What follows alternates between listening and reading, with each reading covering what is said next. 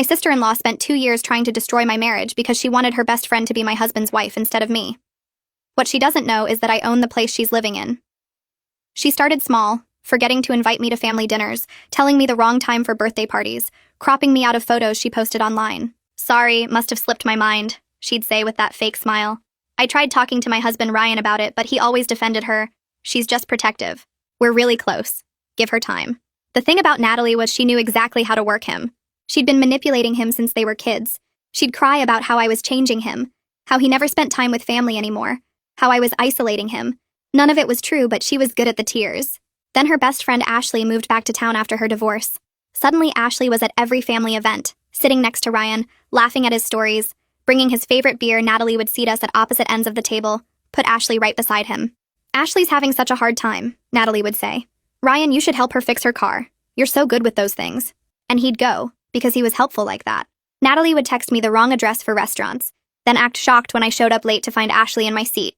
"We didn't think you were coming, so Ashley sat down. You don't mind, right?" She'd invite Ashley to stay at their mother's house during holidays when we visited, knowing there weren't enough bedrooms, suggesting Ryan and Ashley could share the pull-out couch while I took the uncomfortable armchair. "It just makes sense space-wise," she'd say. The worst part was how calculated it all was. She never did anything obvious enough for Ryan to see it. When I'd bring it up, she'd twisted everything. "I'm trying so hard to include you, but you're always so negative. Maybe if you were friendlier, warmer, more like family." She'd say this in front of everyone, making me look like the difficult one. The breaking point came last Christmas. Natalie planned a huge family trip, told everyone except me it was happening. When I found out 2 days before, she said, "Oh, I thought Ryan told you. Well, there's no more room in the cabin now. Ashley's coming since she's alone for the holidays. But you understand, right? Ryan went without me." Posted pictures of them all by the fireplace, Ashley wearing the Christmas sweater his mom bought her, the same mom who still called me Ryan's wife after 6 years, never my actual name. When he came back, I was done. Not because I thought he cheated. He didn't. But because he couldn't see what was happening, wouldn't believe me over his sister, chose them every single time. "If you can't see how she's destroying us, then maybe we shouldn't be together," I told him. He said I was being paranoid, jealous, controlling. So we divorced. Quick, clean, no fighting over assets. He kept his retirement, I kept mine. He got the house his parents helped with. I got our investments. We both cried signing the papers. "I still love you," he said. "I love you too," I said. "But love isn't enough when your family is actively against us." Natalie was thrilled. She helped him move out, organized a fresh start party, invited Ashley, of course. She even moved into the luxury apartment downtown to be closer to him, help him through the divorce, she said. The 1,200-square-foot apartment with the doorman and rooftop pool. She posted pictures constantly. "So blessed to have this space. Living my best life." Sometimes good things come from bad situations. She had no idea that apartment was part of my investment portfolio. I'd bought it 5 years ago, before I even met Ryan. It was in my company's name, managed by a property firm. Natalie never asked who owned it, just saw it online and applied. The property manager didn't know she was my sister-in-law. Why would they? Different last names, no connection. She'd been living there 8 months when she threw Ryan and Ashley's engagement party. Yeah, they got engaged. Natalie's dream come true. She posted about hosting it in her beautiful apartment. How perfect everything was. How Ashley was the sister she'd always wanted. I waited until the week after the party to show up. Told the doorman I was there for a property inspection. He let me right up. I had all the documentation. Natalie answered in her yoga clothes, wine glass in hand at 2 in the afternoon. Her face when she saw me was priceless. "What are you doing here?" "Property inspection," I said, walking past her. "I need to check for damages, review the unit. You can't just barge in here. I have rights. Actually, as the owner, I have the right to inspect with proper notice, which was sent last week." I pulled out the paperwork. Her face went white. She grabbed for the papers, but I held them back. I walked past her into the living room and started taking photos with my phone. The apartment looked different from the listing photos. She'd painted one wall dark gray without permission. I documented that. She followed me around, talking fast about how she didn't know, how this was crazy, how we were family. I moved to the kitchen and found she'd replaced the cabinet hardware with expensive brass pulls. More photos. The granite countertop had a crack near the stove that wasn't in the move-in inspection report. I wrote notes on my tablet while she kept saying she'd been the perfect tenant, always paid on time, never caused problems. I agreed with her about the rent payments. My property management company had no complaints about that, but the lease was clear about modifications. She needed written approval for any changes. She didn't have it. I moved to the bedroom and found scuff marks on the hardwood floors, probably from moving furniture for that engagement party. The bathroom had a new shower curtain rod installed, drilled right into the tile. I photographed everything. She was getting louder now, saying I had no right to do this, that I was harassing her. I pulled out the inspection notice from my folder. It had been sent to her email and mailed to the apartment 10 days ago. She went quiet. I finished documenting the second bedroom she used as an office. Then I told her I'd seen enough. The violations would be reported to the property management company through normal channels. She asked what that meant. I explained that unauthorized modifications and evidence of overcrowding from the party were lease violations. The management company would send her an official notice. She'd have 30 days to fix the issues or face penalties. Her hands were shaking harder now. She asked if I was going to evict her. I said that wasn't my decision to make. The property management company handled all tenant relations. If she corrected the violations within 30 days, there wouldn't be a problem. She started crying then, the same tears she'd used on Ryan for years. I packed up my tablet and folder. She followed me to the door, asking if we could talk about this, work something out between us. I told her everything would go through proper channels. She was a tenant, I was the property owner, and the management company would handle all communication. I left her standing in the doorway and took the elevator down. I sat in my car in the parking garage and called Waverly. She answered on the second ring. I explained that I'd just done an inspection at Unit 407 and discovered the tenant was my former sister-in-law. Waverly was quiet for a moment. Then she asked if that was going to be a problem. I said no, that I wanted everything handled exactly by the book. No special treatment either way. I walked her through what I'd found. The unauthorized paint, the cabinet hardware, the shower rod installation, the floor damage and signs of the party that exceeded occupancy limits. Waverly took notes. She said she'd prepare the standard violation notice and send it within 48 hours. I asked her to document everything carefully.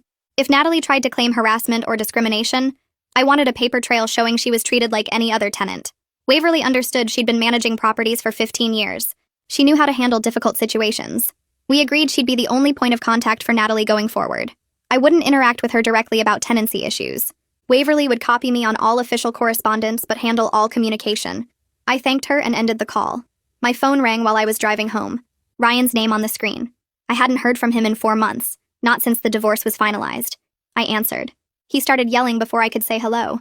Natalie called him crying about how I'd ambushed her at home, violated her privacy, threatened to evict her. He said I was harassing his family and he'd get a restraining order if I didn't stop. I waited until he ran out of steam. Then I asked if he was finished. He demanded to know what gave me the right to show up at Natalie's apartment. I told him I owned the building. He went silent. I explained that I'd bought that property 5 years ago as an investment, before I even met him. It was in my company's name, managed by a property firm. Natalie applied like any other tenant. The property manager had no idea we were connected. He said that was impossible, too convenient. I told him I'd send him the documentation. He said I was lying. I said fine, check your email in 5 minutes. I pulled over and forwarded him everything from my phone. The original purchase documents from 5 years ago showing the date and my LLC as the buyer. The property management contract. The inspection notice that was sent to Natalie's address last week. I attached photos of the violations I'd found. Then I called him back. He answered but didn't say anything. I could hear him breathing, probably looking at the files I'd sent. I asked if he'd seen enough. He made a sound like he was trying to speak but couldn't. I told him this was a legitimate business matter. I owned the property. Natalie was a tenant. She had lease violations that needed to be addressed. Everything was handled through the property management company according to standard procedures. He finally spoke, asking why I never mentioned owning that building. I said it never came up. We were married. I had multiple investment properties. He never asked about my portfolio. He went quiet again. I told him the management company would send Natalie an official notice. If she corrected the violations, there wouldn't be a problem. If he had questions, he could contact them directly. Then I ended the call. 2 days later, Waverly called to say she'd sent the official notice to Natalie. It listed all the violations with photos and gave her 30 days to remedy them, or face penalties up to and including lease termination. The notice was identical to what any tenant would receive. Waverly said Natalie had already called the office 3 times. She kept demanding to speak to the real owner, insisting the LLC structure was fake. Waverly explained that many property owners use business entities. Natalie didn't believe her. She wanted my personal contact information. Waverly refused, citing company policy. All tenant communication went through the management office. Natalie threatened to sue. Waverly calmly told her she had every right to seek legal counsel, but the violations were documented and the notice was valid. Natalie hung up on her. I thanked Waverly for handling it professionally. She said it was actually easier than some tenant situations she'd dealt with. At least Natalie was just angry, not dangerous. My assistant buzzed me 3 days later saying someone was here to see me without an appointment. I asked who. She said a woman named Natalie. I told her to send Natalie in. She walked into my office looking different. No yoga clothes this time. She wore a dress and heels, had done her makeup carefully. She smiled and asked if we could talk. I gestured to the chair across from my desk. She sat down and started with an apology. She said she'd been thinking about how she treated me during my marriage to Ryan. She realized she'd been protective to the point of being hurtful. She wanted to start fresh, move forward as family. I listened without responding. She kept talking, saying she understood now that I'd always cared about Ryan. She'd been wrong to push me away. Maybe we could have coffee sometime, really get to know each other. Her eyes were watching my face, calculating. I recognized that look. She was trying to find the angle that would work on me. I told her that our relationship now was landlord and tenant. It would remain professional and be handled entirely through the property management company. She blinked. Her smile got tighter. She shifted tactics, leaning forward and saying she knew I was hurt about what happened with the marriage. She understood, but she hoped I wouldn't take it out on her by making her housing situation difficult. I said the lease violations were documented facts. She needed to address them according to the notice. That was all. She started crying then. Real tears this time. Or at least better fake ones than usual. She talked about how hard everything had been since her divorce. How much she loved that apartment. How she couldn't afford to move. How she'd fix everything. She just needed me to understand her situation. I waited until she finished. Then I explained that complying with her lease terms was all that was required. The property management company would work with her on the timeline if needed, but everything had to go through them. She wiped her eyes and asked if we could please just handle this between us. I said no. She left without another word. My phone rang that afternoon. Unknown number. I answered and heard a woman's voice asking if this was Ryan's ex-wife. I said yes. She introduced herself as Thea, Ryan's aunt. I remembered her vaguely from a few family gatherings. We'd barely spoken during my marriage. She said she'd heard what happened with Natalie in the apartment. She wanted to meet for coffee if I was willing. I asked why. She said there were things about the family I should know, things she should have told me years ago. I was curious enough to agree. We set a time for the next day at a coffee shop downtown. She thanked me and said she was glad I'd finally see the truth about Natalie. I showed up at the coffee shop the next afternoon. Thea was already there, sitting in a corner booth with 2 cups in front of her. She waved me over and slid one across the table. She looked tired, older than I remembered from those few family gatherings. She started talking before I even sat down fully. She said Natalie learned how to control people when she was 12, right after their father left. Emily fell apart after the divorce and leaned on Natalie for everything. Natalie figured out fast that she could manage her mother's emotions, could make Emily do whatever she wanted by crying or playing victim. Ryan was only 6 then, and Natalie treated him like her personal project. She'd tell him what to think, who to trust, how to feel about things. By the time he was a teenager, he couldn't make a decision without checking with her first. Thea watched it happen and tried to say something to Emily, but Emily shut her out completely. The family closed ranks around Natalie's version of reality. Thea apologized then, said she should have spoken up during my marriage. She thought I seemed strong enough to handle Natalie on my own. And I took a sip of coffee and told her I didn't need strength back then. I needed someone to back me up. Support would have mattered more than explanations now. She nodded and looked down at her cup. Then she told me something that made my stomach drop. Natalie had done this exact same thing to 3 other women Ryan dated seriously. 3 relationships before me, all destroyed the same way. She'd position herself between Ryan and whoever he was dating, manufacture conflicts, play the protective sister card. One girl lasted 2 years before she couldn't take it anymore. Another one actually tried to set boundaries with Natalie and got frozen out by the whole family. The third one saw what was happening early and left before it got too bad. Thea had watched the pattern repeat over and over, and nobody else in the family seemed to notice or care. She pulled out her phone and showed me photos from years ago, pictures of Ryan with these other women at family events. In every single one, Natalie was right there, inserted into the frame, her arm around Ryan or her hand on his shoulder. The girlfriends were always on the edges, cut off or pushed to the side. It was like looking at my own marriage in reverse. Thea said she'd testify to all of this if I ever needed a witness. The intensity in her voice surprised me. She really wanted Natalie held accountable for something. Anything. I thanked her and left the coffee shop feeling like I understood the family dynamics for the first time. This wasn't just about me or Ashley. This was a pattern decades in the making. My phone rang 3 days later while I was reviewing property reports. Waverly's name showed on the screen. She told me Natalie had corrected every single lease violation within the 30-day window. The kitchen modifications were reversed by a licensed contractor. She'd submitted documentation proving the party didn't exceed occupancy limits after all. Everything was now in full compliance. I felt impressed despite myself. Natalie was smart enough not to give me any ammunition to use against her. The professional distance I'd maintained was working exactly as intended. Everything stayed documented and legal, no personal drama mixed into business decisions. Waverly said Natalie had been almost pleasant during the final inspection, cooperative and polite. I told Waverly to keep following standard procedures for everything. She agreed and hung up. A message popped up on my social media that evening. Ashley's profile picture showed up in my message requests. She asked if we could meet in person without Ryan or Natalie knowing. I stared at the message for a full minute. My first instinct was to ignore it, but curiosity won out. I suggested a coffee shop across town, far from anywhere the family would go. She responded immediately. Thanking me and asking if tomorrow worked, I agreed and put my phone down, wondering what she could possibly want to tell me. She walked into the coffee shop looking nervous, her eyes scanning the room before she spotted me. I waved her over and she slid into the booth across from me. Up close, I realized she was younger than I'd thought, maybe 25 to my 32. She had that fresh-faced look that made me understand why Natalie chose her. Easy to mold, easy to control. She ordered a tea and fidgeted with the menu while we waited. Then she started talking. She said she never wanted to come between Ryan and me. Natalie orchestrated the whole thing from the start.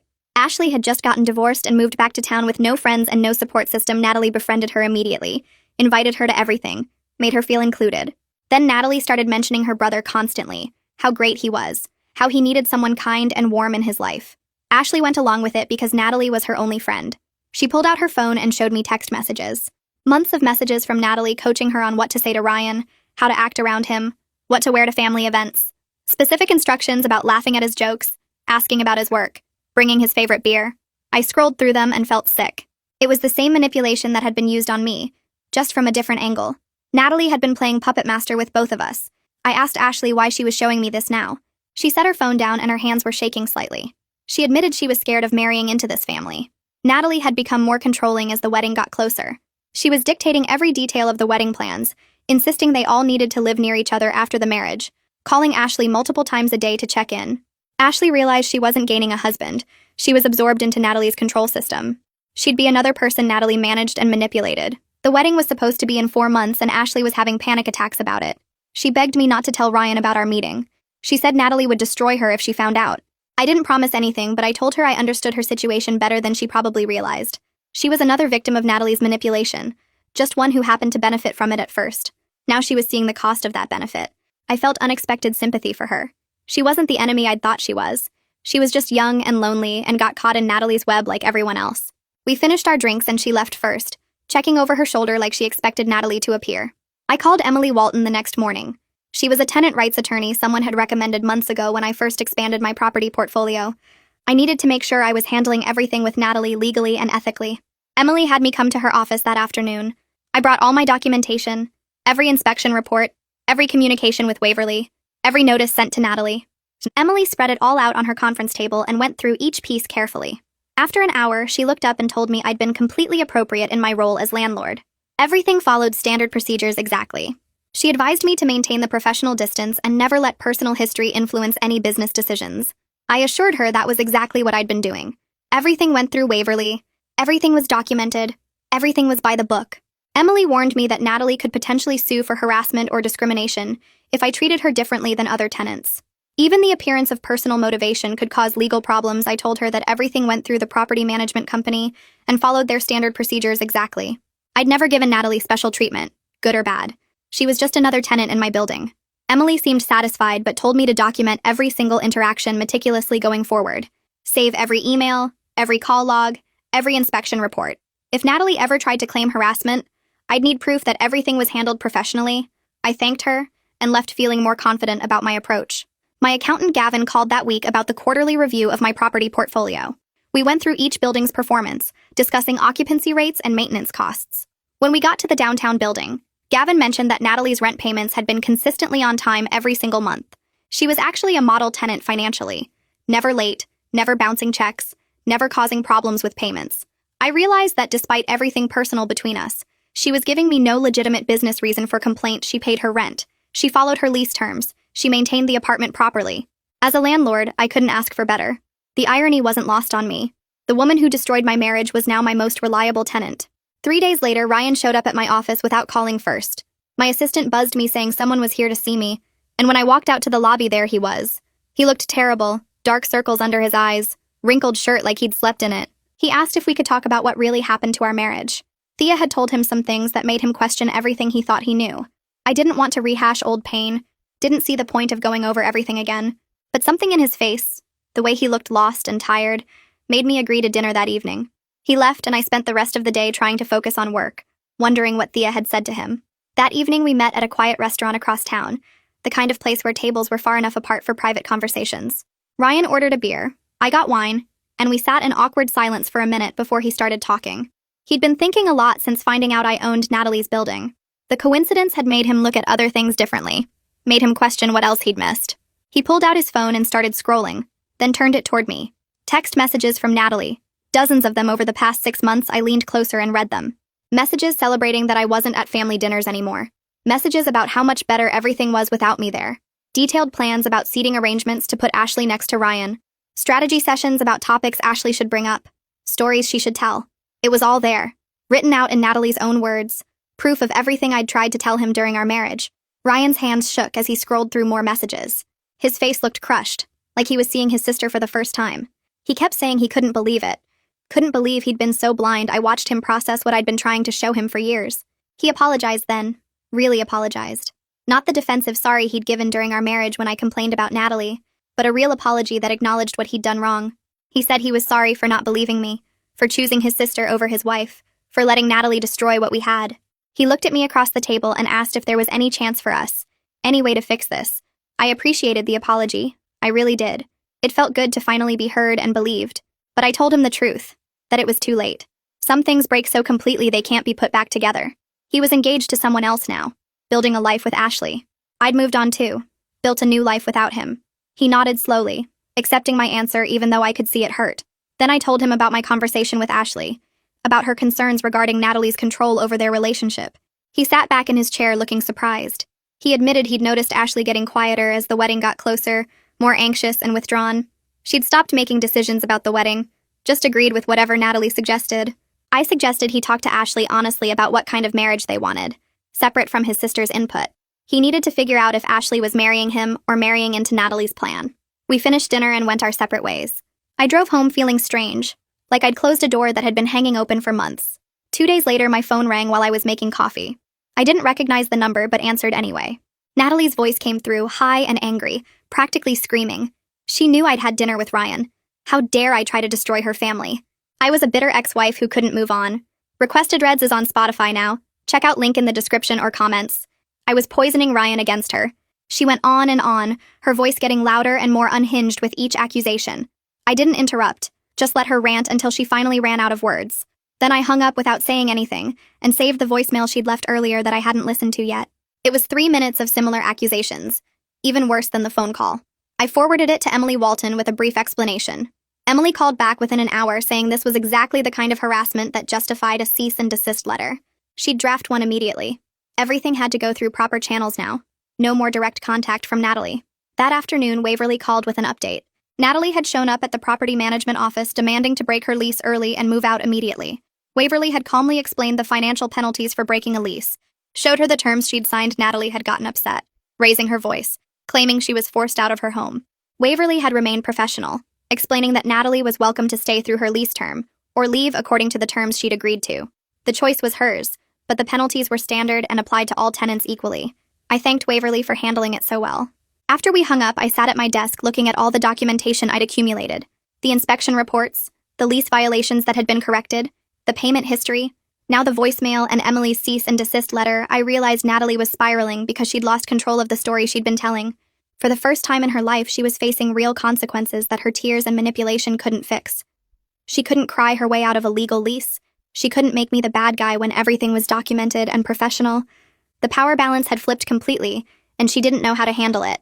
Later that week, my phone rang again. This time it was Emily, Ryan's mother. I almost didn't answer because I couldn't imagine why she'd be calling me. She'd never accepted me as Ryan's wife, never even tried.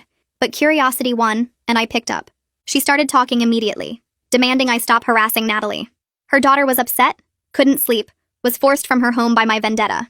If I didn't leave Natalie alone, she'd take legal action. I let her finish her threats, then calmly explained I was a landlord conducting normal business. If she had concerns about the property management, she should contact the company directly. Emily didn't like that answer at all.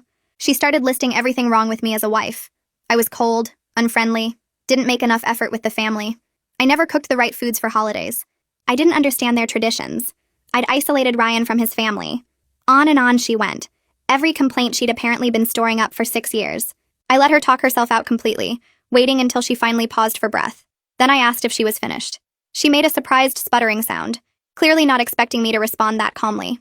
I told her that her opinion stopped mattering to me the day the divorce was finalized. Then I ended the call and blocked her number. An hour later, Thea called, laughing so hard she could barely talk. Emily was calling everyone in the family, ranting about my disrespect and rudeness. Thea said it was the best thing she'd ever heard, that someone had finally stood up to Emily's bullying. She invited me to lunch the next week, saying there were things about the family I should know, things that would help me understand why Natalie turned out the way she did. The next week, I met Thea at a small restaurant downtown, one of those places with outdoor seating and good sandwiches. She was already there when I arrived, sitting at a corner table with 2 iced teas ordered. She stood up and hugged me, which surprised me because we'd never been that close during my marriage. We sat down and made small talk for a few minutes about the weather and the menu, but I could tell she had things she wanted to say. After we ordered, she leaned forward and started talking. She told me that Natalie's manipulation didn't start with me. It went back years to when their father left. Natalie was 12 when he walked out and Emily fell apart completely. She cried all the time, couldn't get out of bed, stopped cooking and cleaning. Natalie stepped in to take care of everything, managing the house and looking after Ryan, who was only 6. But more than that, Natalie learned she could control Emily's emotions. If she was sweet and helpful, Emily felt better. If she pulled back, Emily got worse. It gave Natalie power she'd never had before, and she used it. Ryan became her project after that, someone she could shape and control from the beginning. She'd tell him what to think, who to be friends with, how to act. Emily encouraged it because Natalie was so good at keeping the family together. Thea watched it happen but couldn't stop it. She tried to talk to Emily about giving the kids space to grow up normally, but Emily shut her out for not supporting the family. Thea said she watched Natalie sabotage Ryan's relationships all through high school and college. There was a girl named Jessica in college who Ryan really loved, but Natalie convinced him Jessica was using him for money. Another girl named Maria got the same treatment, with Natalie crying to Ryan about how Maria didn't respect family values. The pattern was always the same. Natalie would find something wrong with every girl, work on Ryan until he believed it, then comfort him through the breakup. She'd been doing it for over 15 years by the time I came along. Thea pulled out her phone and showed me notes she'd been keeping, dates and details of every relationship Natalie had destroyed. She'd documented it all, hoping someone would eventually hold Natalie responsible. I asked Thea why she was telling me this now, after staying quiet through my whole marriage. She said because I was the first person who had actual power to do something about it. By owning Natalie's building, I'd disrupted her sense of control in a way that couldn't be manipulated away. Natalie couldn't cry her way out of a lease or make me the bad guy when everything was legal and documented. Thea saw this as the chance to finally break the toxic pattern that had controlled their family for years. She wanted me to understand the full scope of what I was dealing with, that this wasn't just about me or my marriage. It was about decades of manipulation that had hurt everyone in the family. My phone rang while we were finishing lunch. It was Waverly calling with an update. I excused myself and stepped outside to take it. Waverly told me that Natalie had called the office that morning to say she'd be staying through her lease term after all. She wouldn't be breaking the lease early, but she'd already given notice that she wouldn't renew when it expired in 6 months. Waverly said Natalie sounded different on the phone, quieter and less demanding than before. She seemed defeated in a way Waverly hadn't seen in their previous interactions. I thanked Waverly for the update and told her to continue treating Natalie exactly like any other tenant. 6 months of professional landlord-tenant relationship I could handle easily. When I got back to the table, Thea was paying the check. She asked if everything was okay, and I told her about Natalie's decision to stay, but not renew. Thea smiled and said it was probably the first time in Natalie's life she couldn't control the outcome of a situation. 3 days later, Ryan texted me asking if we could meet again. His message said he'd been in therapy and learning about family enmeshment and manipulation. He wanted to talk about what he was discovering. I agreed to meet for coffee, curious about what therapy was teaching him. We met at a coffee shop near his new apartment, and I barely recognized him when he walked in. He looked healthier somehow, his face less stressed and his eyes clearer than I'd seen them in years. We got our drinks and sat down, and he started talking immediately. He told me his therapist had given him books to read about enmeshed families and emotional manipulation. Everything he was learning described his relationship with Natalie perfectly. He'd started seeing how she'd controlled him his whole life, making decisions for him disguised as protective concern. The therapy was helping him understand that what he thought was a close sibling bond was actually unhealthy dependence that Natalie had created and maintained. He'd confronted her about some of it, and she'd cried and said he was abandoning the family just like their father did. That manipulation had always worked before, but this time Ryan recognized it for what it was. Ryan told me he'd postponed the wedding indefinitely. He and Ashley needed to figure out their relationship without Natalie's influence hanging over everything. Ashley had moved to her own apartment across town, and they were dating properly for the first time, without Natalie orchestrating every interaction. He was also setting boundaries with his mother, telling her he needed space and wouldn't be attending every family event. Emily was furious about it, calling him selfish and ungrateful. The whole family was in chaos because Ryan was finally standing up for himself. I felt proud of Ryan for doing the work, for finally seeing what I'd tried to show him for years. But I was also clear with him that this didn't change anything between us. Our marriage was over, and his growth now didn't erase the years of pain he'd caused by choosing his sister over me. Ryan nodded and said he understood completely. He wasn't asking for another chance or trying to get back together. He just wanted me to know that he finally saw the truth about what had happened to us. He said he was sorry for all the years he'd dismissed my concerns and made me feel crazy for seeing what was right in front of us. He took responsibility for the divorce, for not protecting our marriage, for letting Natalie destroy what we had. I accepted his apology and told him I hoped he and Ashley could build something healthy together. We finished our coffee and said goodbye, and I felt a sense of closure I hadn't expected. 2 days after my meeting with Ryan, I woke up to find a long email from Natalie in my inbox. It was pages of text about how I was destroying her family and ruining her brother's happiness. She accused me of manipulating Ryan against her, of using my position as his landlord to control his life, of being vindictive and cruel. She said I'd never understood their family bond, and I was jealous of how close they were. The email went on and on, listing every way I'd supposedly wronged her and demanding I leave them all alone. I read it once, then forwarded it to Emily Walton without responding. Emily called me an hour later and said she'd send Natalie a formal cease and desist letter. The email was clearly harassment, and Emily wanted it on record that Natalie needed to stop all direct contact with me. Everything had to go through proper legal or business channels from now on. Emily sent the letter that afternoon, and after that, the direct contact from Natalie finally stopped. I focused on my own life and business, which had been doing really well since the divorce. I'd thrown myself into work during the separation, and it had paid off in ways I hadn't expected. Gavin called for our regular check-in and told me my property portfolio had increased in value by 30% over the past year. The downtown building where Natalie lived was worth significantly more than I'd paid for it, and my other investments were all performing above expectations. Gavin suggested I consider buying another building downtown while the market was good. I told him to send me some options to review. The revenge of living well was proving to be the sweetest kind.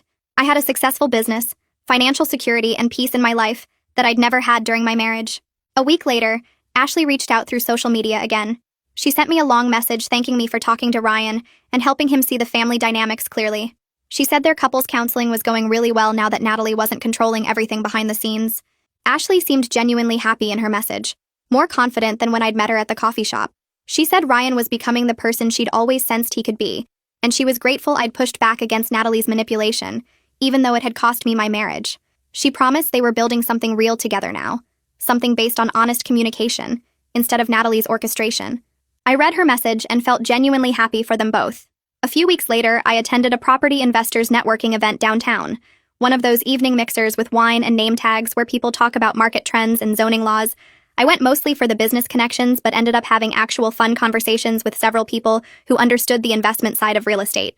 One person asked if I wanted to grab drinks after the event ended, and I said yes without overthinking it. We went to a bar nearby and talked for 2 hours about everything except real estate, and when I got home that night, I realized I was actually ready to date again. The divorce had hurt, but I'd healed more than I thought. Life was moving forward in good ways I hadn't expected. Waverly called the next week with her monthly report and mentioned that Natalie had been a model tenant for 3 months straight. No issues, no complaints from neighbors, rent paid early every single time. I asked if Natalie had caused any problems at all, and Waverly said no. Everything was completely professional and clean. I wondered if losing control over the situation had actually forced Natalie to behave better, or if she was just biding her time and planning something. Either way, the professional relationship was working exactly as it should. Natalie was following her lease terms, and I was staying completely out of her personal life. Thea called a few days after that and invited me to a small family gathering she was hosting, making it very clear that Emily and Natalie would not be there. I was surprised but agreed to come.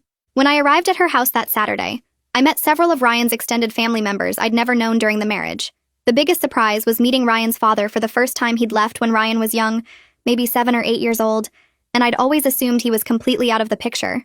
He was there with his second wife, a kind woman who taught high school math, and he had a completely different perspective on the family dynamics than anyone else I'd talked to. Ryan's father pulled me aside after dinner and apologized for not being present to protect Ryan from Natalie's manipulation growing up.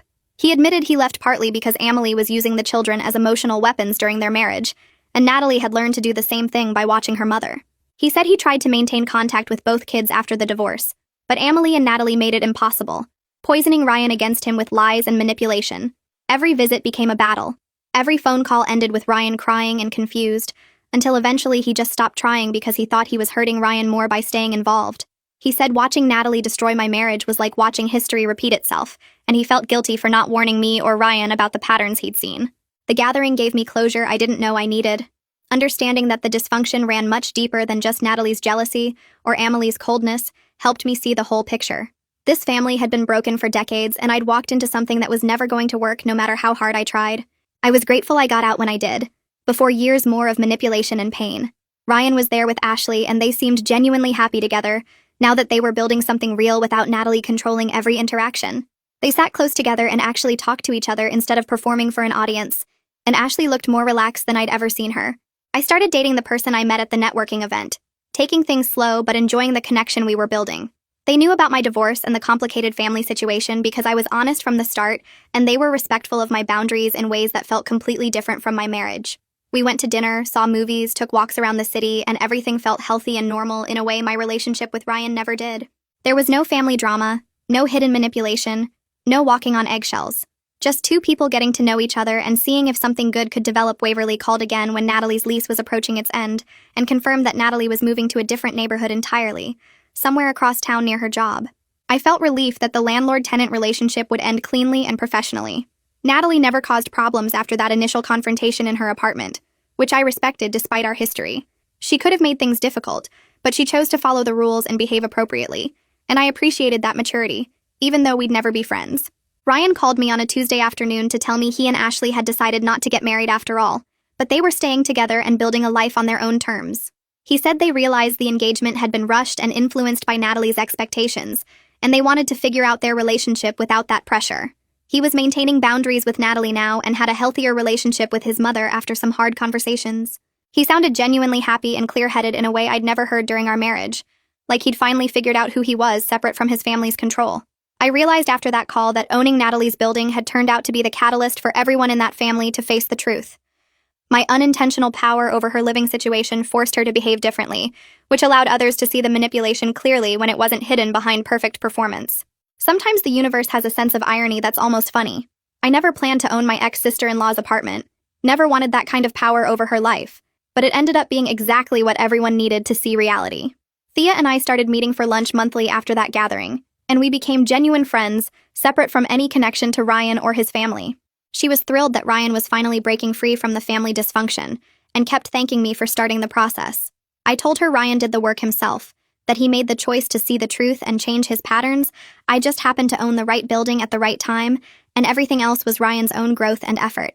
3 weeks later, Waverly called me on the morning of Natalie's scheduled move-out. She asked if I wanted to be present for the final inspection, but I declined, telling her to handle it exactly like she would for any other tenant. Waverly texted me updates throughout the day as the movers cleared out furniture and Natalie handed over her keys. The final inspection revealed the apartment in perfect condition, every wall clean, every fixture working, not a single issue to document. Waverly sent photos showing the immaculate state of each room and confirmed that Natalie would receive her full security deposit within the required time frame. Her last text mentioned that Natalie had been professional and cordial during the walkthrough, almost subdued compared to her usual personality. The landlord-tenant relationship ended exactly as it should have, with proper procedures followed and no drama on either side. I felt satisfied that everything had been handled correctly from start to finish.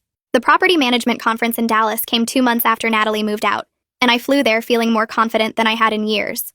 Walking through the convention center filled with other investors and property managers, I realized how much I had grown as a business person since the divorce. The panels on portfolio expansion and market analysis made sense in ways they wouldn't have before, and I found myself contributing to discussions with actual expertise. My divorce had forced me to focus completely on my own success, instead of trying to navigate family drama, and I had built something genuinely solid. Gavin met me for dinner after the first day of sessions, and we reviewed my current portfolio numbers over steak and wine. My properties were performing well above projections. My business reputation in the local real estate community was excellent, and my personal life had finally reached a place of peace. I went to bed that night in my hotel room feeling proud of who I had become through all the difficulty. 6 months after Natalie moved out, I was having lunch with Thea at our usual spot downtown when she mentioned that Natalie was in therapy. Thea had heard from a mutual friend that Natalie was actually working on her controlling behaviors and taking responsibility for the damage she had caused. Apparently losing her grip on Ryan and facing consequences she couldn't manipulate away had been a real wake-up call. Thea said Natalie's therapist was helping her understand the patterns that started after their father left, and how she had used control to manage her anxiety about abandonment. I told Thea I hoped the growth was genuine for everyone's sake, that real change would benefit the whole family. Part of me remained skeptical after years of watching Natalie manipulate situations, but I also knew people could change if they truly wanted to. Thea showed me photos on her phone from Ryan and Ashley's wedding the week before, a small ceremony at a garden venue with just close friends attending Natalie, and Emily hadn't been invited, which Thea said was a huge boundary for Ryan to set after a lifetime of putting his mother and sister first. The photos showed Ryan and Ashley looking genuinely happy and free, holding hands under an arch of flowers, laughing with their small group of guests. Ashley wore a simple white dress, and Ryan had on a gray suit, both of them relaxed in a way I never saw during my marriage to him. Thea said the ceremony had been beautiful and emotional, focused entirely on Ryan and Ashley's commitment to each other without any family drama or manipulation. I felt happy for them in a way I didn't expect, glad they were building something real together. My own relationship had developed into something serious over those same months, and I found myself falling in love again. My partner had healthy relationships with their family, respected boundaries naturally, and communicated openly about everything. We spent weekends exploring the city, cooking dinner together, talking about our goals and dreams without any hidden agendas. The contrast to my marriage with Ryan was so stark it almost felt unreal at first, like I was waiting for the manipulation to start. But it never did because my partner came from a functional family where people said what they meant and respected each other's independence. I felt grateful for the painful experience with Ryan's family because it taught me what healthy relationships should look like. Every dinner with my partner's parents showed me what normal family dynamics felt like. Every boundary they respected reminded me that I deserved better than what I had accepted before Gavin called me 3 months later about the second downtown building I had been considering for over a year. The owner had finally agreed to sell, and the numbers worked even better than our initial projections. I signed the purchase agreement in Gavin's office, expanding my investment portfolio significantly, with a property that would generate strong returns for decades. Gavin was thrilled with how the deal came together, telling me I had excellent instincts for finding undervalued properties in developing neighborhoods. I felt proud of building this success completely independently, creating a business that thrived beyond what I had imagined during those dark months of divorce. The building represented everything I had accomplished by focusing on my own growth, instead of trying to fix a broken family dynamic. Thea mentioned during our next lunch that Emily had finally started questioning her role in the family dysfunction after being excluded from Ryan's wedding. She was apparently in therapy too, working on her enmeshment with Natalie and the ways she had enabled toxic patterns for years. Thea said Emily's therapist was helping her see how she had used her children to meet her own emotional needs after the divorce, instead of building a healthy adult life. The whole family was slowly healing in ways Thea never expected to see, each person finally taking responsibility for their part in the dysfunction. I told Thea I was glad they were all getting help, that it would benefit everyone, especially Ryan and Ashley, as they built their marriage. Part of me wondered if things could have been different if this healing had happened during my marriage to Ryan, but I also knew the timing hadn't been right. Then I ran into Natalie at a coffee shop completely by accident on a Tuesday morning 3 months later. We both froze when we saw each other, her hand stopping halfway to the cream and sugar station, my feet planted in the doorway. The moment stretched awkwardly as other customers moved around us, ordering drinks and finding tables. Then Natalie walked over to me slowly, her face showing none of the manipulation or fake warmth I remembered. She asked if we could talk for just a minute, and I nodded, curious about what she wanted to say. We stood near the window while she apologized sincerely for everything she had done to destroy my marriage, her voice quiet and steady. She said therapy had helped her see how toxic her behavior had been, how she had hurt everyone around her, including Ryan, by trying to control his life. Natalie took full responsibility without making excuses or trying to justify her actions, admitting she had been cruel and manipulative because of her own issues. I listened to her apology without interrupting, watching her face for signs of the old manipulation, but seeing only genuine remorse. When she finished, I told her I was accepted her apology, but made clear that forgiveness didn't mean reconciliation or friendship between us. She nodded immediately, saying she understood, and wasn't asking for anything beyond acknowledgement that she recognized the harm she had caused. We stood there another moment in silence, then said goodbye and went our separate ways. I felt a sense of closure I hadn't expected from that brief conversation, like a chapter of my life had finally ended properly. My partner proposed on the rooftop of my downtown building 4 months later, on a clear evening with the city lights spreading out below us. We had gone up there for what I thought was just a casual dinner, the building manager having set up a small table with candles at my partner's request. When they got down on one knee and pulled out a ring, I started laughing at the irony that the property which exposed Natalie's manipulation was now the site of my new beginning. I said yes immediately, pulling them up to kiss me while the city sparkled around us.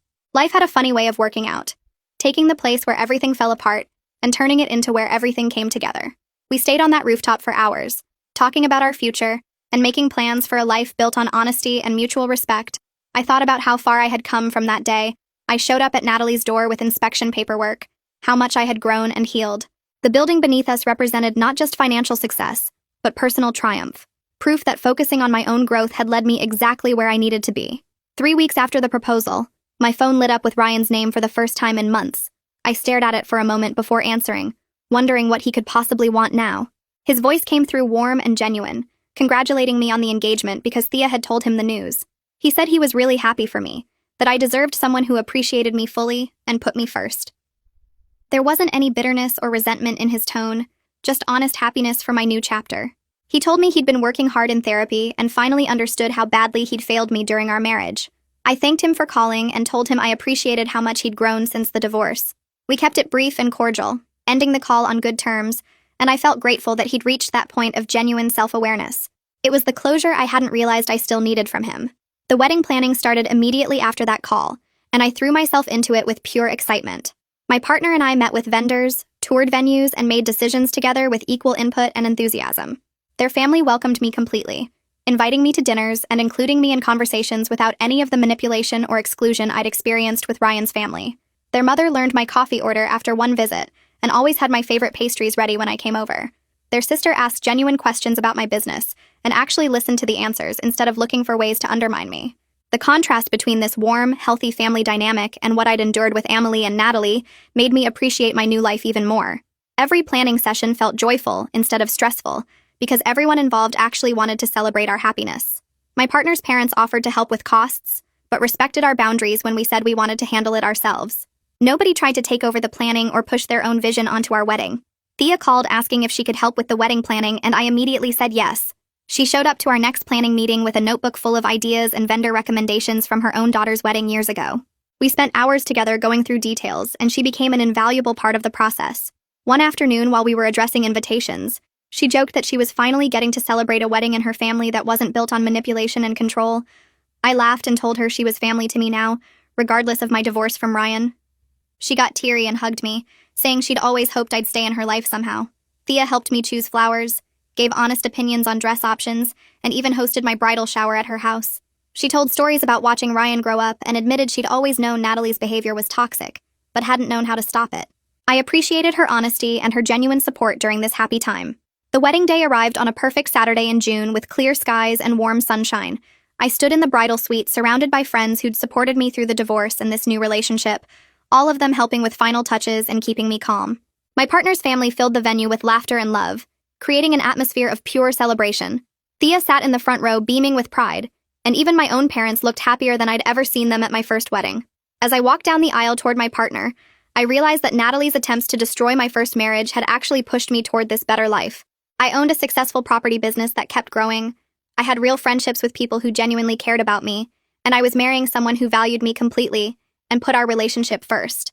The revenge of living well wasn't just a saying, it was my actual reality now. Everything I'd built since the divorce, from my thriving business to these authentic relationships, proved that sometimes the best response to manipulation is simply succeeding without the manipulators in your life. And that's where we'll stop. I like when stories remind us of small things that still matter. If it helped you reflect or learn something, that's what counts.